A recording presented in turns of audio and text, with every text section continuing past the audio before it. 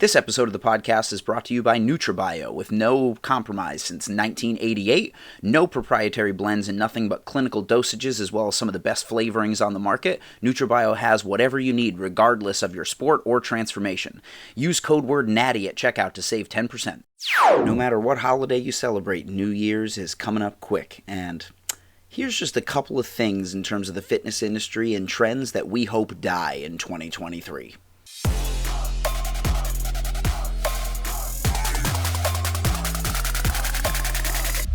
As you know, my stance on social media is pretty clear based on a couple of the other videos we've already made. I know that it's a necessary evil in terms of how businesses are run nowadays and how we can reach people, and it really is a powerful motivation and information dissemination tool, but realistically, there's some horrible things on social media, and not even horrible in terms of, hey, it's exploiting the proletariat or, engaging in racist that's too serious for this podcast, right? This is a fitness podcast, so let's keep it fitness related.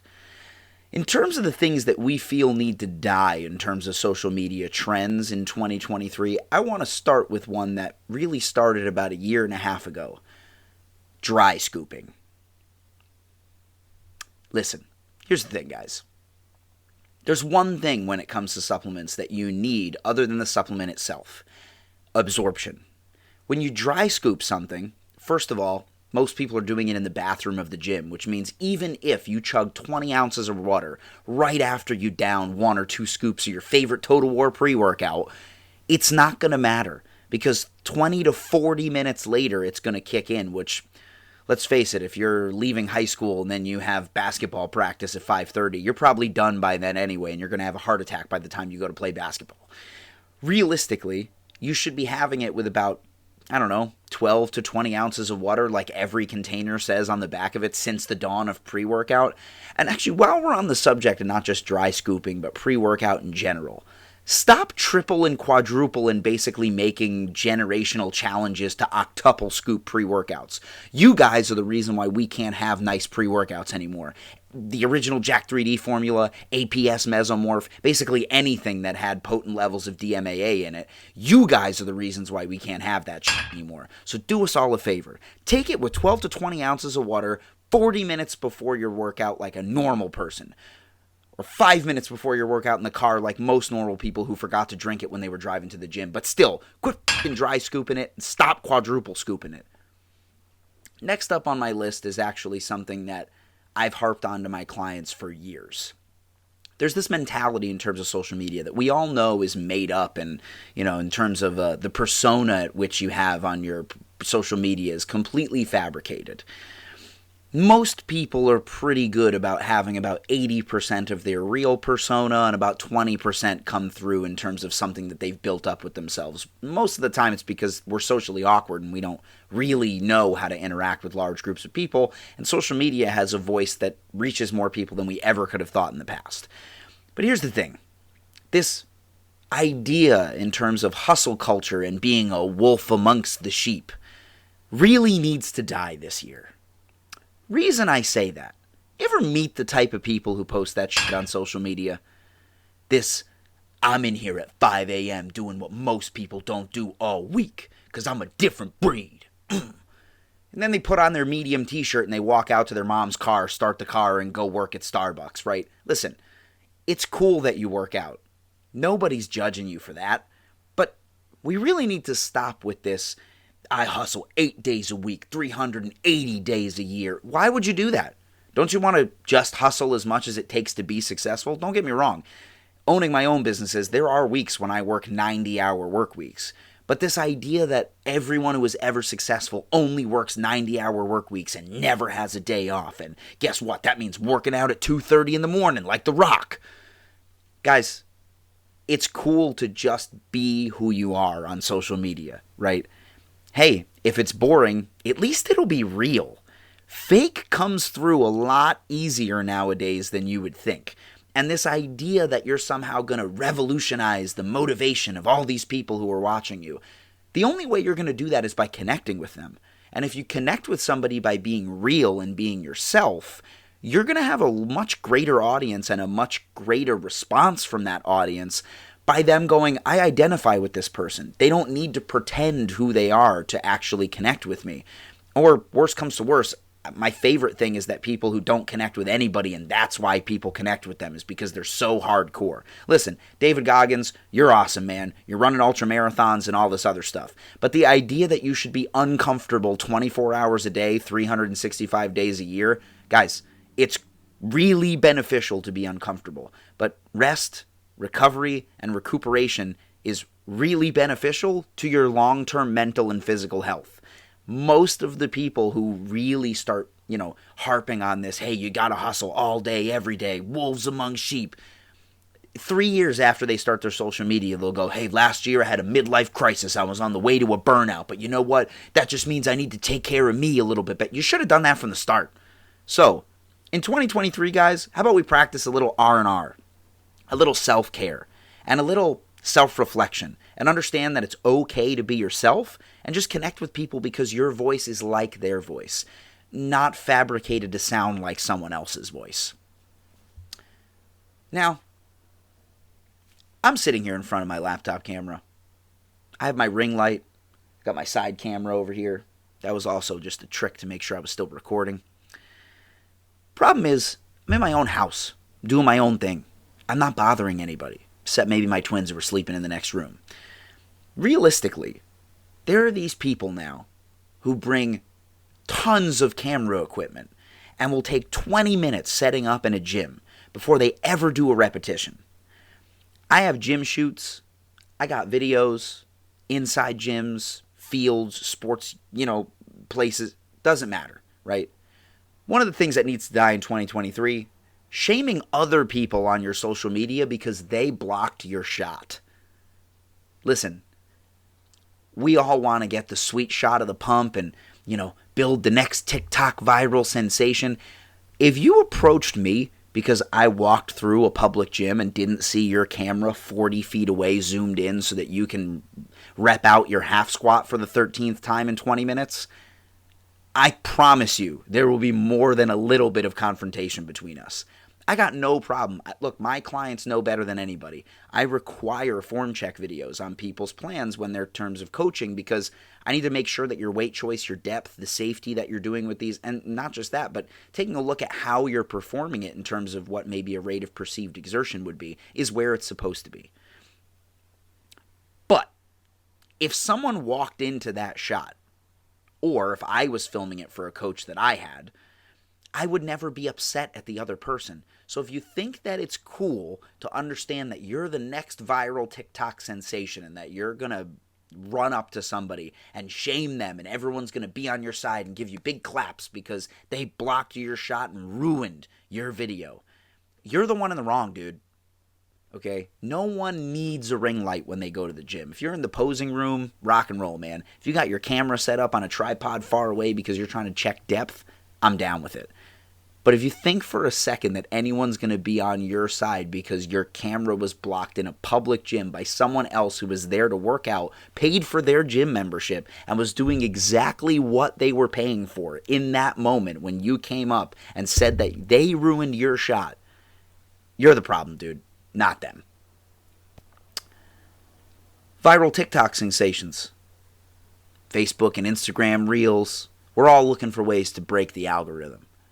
Problem is, there's so many people who have great genetics, they're on performance-enhancing drugs, or realistically, they're just a really fit individual that gets there from eating healthy and doing a lot of great fitness things.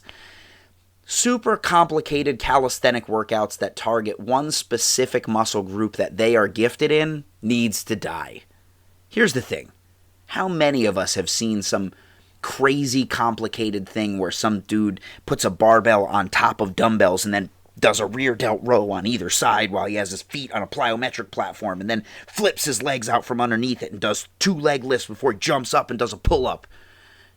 And that's the way I built my abs. No, it's not, dude. There's a 0% chance that for the last 5 years, that's what you've done 3 days a week to build your abs. Don't get me wrong. In terms of viral stuff to watch, it's super cool. I really like watching people do dumb shit and not injure themselves. And Hey, listen, if you're that much of an expert in terms of balancing and acrobatics, I hope you continue to do it. Half the shit that Juji Mufu does would literally injure me for the rest of my life in a wheelchair, disabled, and I would just be the guy on TikTok talking about how you should not take creatine because it's a steroid. Here's the thing. It's cool to watch, but if what you're looking for is muscle building tips, take a look at block periodization, overload principles, and proper techniques in terms of when it's time to cut deficit calories and when it's time to alter your rep schemes in terms of changing the muscle type that you're trying to build. I think it's really cool that you could do 48 different glute exercises at home with a milk jug. But stop telling people that that's what built Jennifer Lopez's ass. No, it isn't. So, let's take it away from people and really look at the fitness industry in terms of what we say really builds physiques. Abs are made in the kitchen, right? So when it comes to stuff that we really want to take a look at changing in the new year, one thing that I've noticed on social media is clean eaters. First of all, anybody that knows about dietary restrictions, surpluses, muscle building, usually at some point in their career will be like, oh, clean eating is not exactly what people think it is. Why? Well, because realistically, calories are calories and expenditure is expenditure. And while I'm not a zealot that signs up to calories in, calories out all the time, most of the time, that really is that simple. So, what needs to die in 2023? Cauliflower in fucking everything. Not every food needs a clean diet hack that's loaded with broccoli chips and coconut shavings as cheese and cauliflower crusts. Here's the thing. Most people in the fitness industry wind up building a very solid relationship in terms of their schedule. Hey, this is when I eat, this is when I work out, this is how much I want to sleep, this is when I get my water in. That's great. I'm all about scheduling everything and making sure that your mental and physical well-being is top-notch. Here's the thing, though. Making everything have a clean hack is insinuating to the general population that any food that you find, whether it be tacos, pizza, burgers, there's a 0% chance that any way you're going to have it is healthy, unless you replace the carbohydrates with this, the fat with this, and the proteins with this type of protein. That's simply not true, right? But the other piece to that is, what are you really signaling to people when you're making a cauliflower nacho bake? That you could do this every day and eat your cauliflower nacho bake.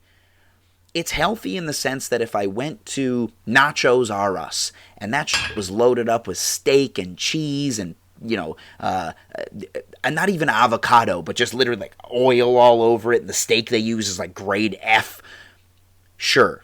It's going to save me the calories and probably be much better for my gut health, much better for, me in terms of digestion rates and fiber types and fat types. But even if I had a healthy, organic type of nacho that had goat cheese and, no hormones used organic chicken and the chips were sweet potato sea salt, I'm still not supposed to eat that every day. But the protein is real. The fats are generally unprocessed and the type that you would want in your diet. And if the calories are counted or you're using it as a cheat meal, realistically, that's a healthy choice in terms of your calculations and your goals. And if it's not, plan it for your next cheat meal or realize that you're not supposed to eat nachos and pizza every fucking day. Realistically, though, the other side of that argument is, if you're trying to teach the general population that we all agree is eating unhealthy and has very unhealthy habits in terms of their movement and exercise profiles, you're trying to teach them how to make fake nachos that they're then going to try to eat every day. All of these fake types of cheese and different types of fake meats or, replacements in terms of potato chips and the increase in massive amounts of fiber when you're replacing everything with broccoli and cauliflower and throwing in all this nutritional yeast and stuff like that. The caloric content of that is already low, and the fiber content is incredibly high, signaling to them that they're going to feel full, and that is probably all they need to remain healthy and lose weight. But realistically, if they're under eating, they're at a greater probability that they're either going to undereat, only eat that multiple times a day for weeks on end until they go, I can't eat healthy anymore, and just quit eating healthy altogether. Again, it's probably not that healthy to begin with. But what I'm trying to say here is that you should just teach people how to eat real food in the correct portions and in the correct frequencies, and then learn psychologically in terms of the psychology of what they like to eat on their cheat meals or what they tend to cheat on their regular diets with, and teach them how to learn triggers and eat like a normal human being. Guys, if you're working out really heavy and you want the burger, eat the damn burger. If once a week you go out and have a pizza with your family, more power to you. You're supposed to eat it. Not everything has to have a cauliflower replacement. If during the week you're trying to fit in a pizza every single day, maybe you want to eat more nutritionally dense food and worry about the pizza when it's time to eat the pizza. But generally, rule of thumb, most people can handle regular food without needing a clean, healthy cheat made out of it. Because here's something not enough people talk about in the fitness industry: orthorexia. Orthorexia is essentially analyzing to the umpteenth degree every morsel that goes in your mouth and building the unhealthy relationship with food the same way that anorexics and bulimics do, but by doing it in terms of you must control every aspect of your food.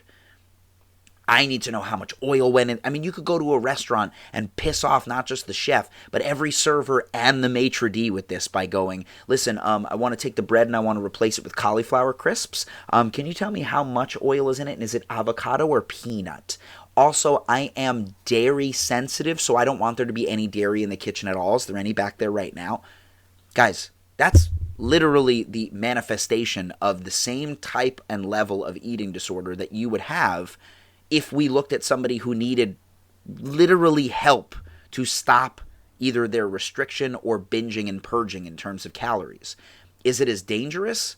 Maybe not instantly as dangerous, but realistically it's still behavior that should be noticed and changed if possible to understand that we live in a world where food is readily available to us and that we need to learn what's healthy and what's not and make the right choices. And if you need help with that, then you talk to an expert. But doing some weird buffalo taco roll-up crisp that's made of nothing but, cheese imitation and air is not a good idea, guys. So in 2023, maybe we just watch those because we want something to eat every once in a while that isn't 10,000 calories, but that we know is not exactly a healthy thing that should be eaten all the time. And that brings me to the number one trend that needs to die in 2023. If you own anything that says pH balancer and it goes in your body, detox, internal cleanses, listen, your body is a fine-tuned machine. If you're looking for something that you could take in terms of a pill that's going to clean out your intestines and give you a clean cleanse so that you can get better absorption of your protein, just give me your money and I will tell you that you have it, because that's the same thing. Cleanses, pH balancers, detoxers, it's fucking snake oil.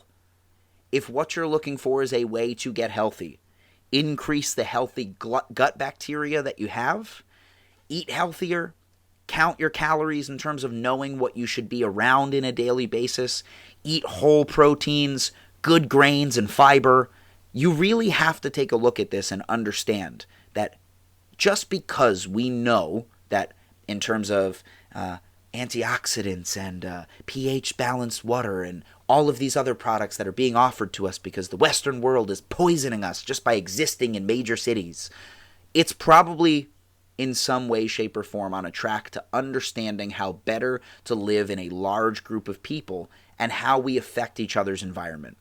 I get that. But if you think for a second that drinking some weird concoction of water and cayenne pepper and lemon juice and maple syrup for 3 days is somehow going to drop all of the waste in your gut and clean out your colon, and then you're going to eat a piece of chicken and go, I feel better 5 minutes later. Guys, it's the placebo effect. Don't get me wrong. My lifting partner and I used to say this all the time. The placebo effect is the most strong and the most important aspect of modern medicine. Because if you believe that it works and it works for you to make you feel better, great. The problem is that this snake oil they're selling you usually comes with a price tag. And in terms of the one I just mentioned, which is these weird drink cleanses, it could come at the risk of your health too, right? So if what we're taking a look at and asking ourselves is, hey, is this going to do anything for me in terms of the bang for my buck? Zero, nada, zilch. Don't buy the drink. Don't buy the pill. Don't take the powder. It's garbage. It's doing nothing for you. So if you're selling or endorsed by, or hell, if you're thinking about taking a cleanse or a pH balancer or a detoxer, save yourself some time, some money, and some effort, and just eat a goddamn salad. Okay? Listen. Christmas is upon us. Let's be happy for the New Year's. And as it rolls into January 1st, remember that for the first 2 weeks out of the year, you won't be able to get the bench press because the guy is going to be having 5 tens on each side and quarter repping it out.